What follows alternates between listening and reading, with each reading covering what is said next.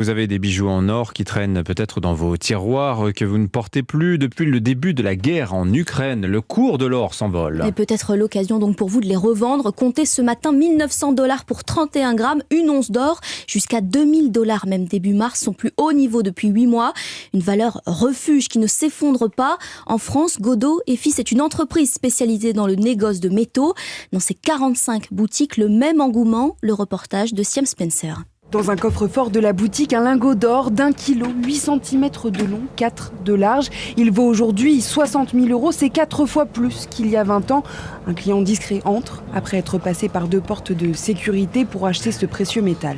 Et des cours extrêmement élevés. Voilà. Il n'y a pas mieux à faire en ce moment en termes de placement, parce que c'est sécurisé et que malheureusement la valeur de l'or, c'est le reflet du malheur des autres. Comme à chaque crise géopolitique ou économique, Alexis Monceau, le gérant des lieux, croule sous les coups de fil. Les demandes d'investissement ont augmenté de 50% en un mois et demi.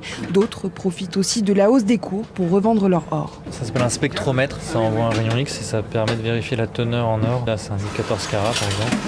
La revente aussi, ça a explosé depuis 2 semaines parce que les clients n'ont jamais vu le kilo d'or aussi haut. Donc des clients qui ont investi il y a 2, 3, 4, 5 ans et qui profitent de la hausse maintenant. On achète le 18 carats quasiment au prix du lingot d'or 24 carats il y a encore 2-3 ans. Au sous-sol, les coffres-forts en location sont aussi pris d'assaut par des particuliers soucieux de mettre en sécurité leur nouveau trésor. Le reportage de Siam Spencer.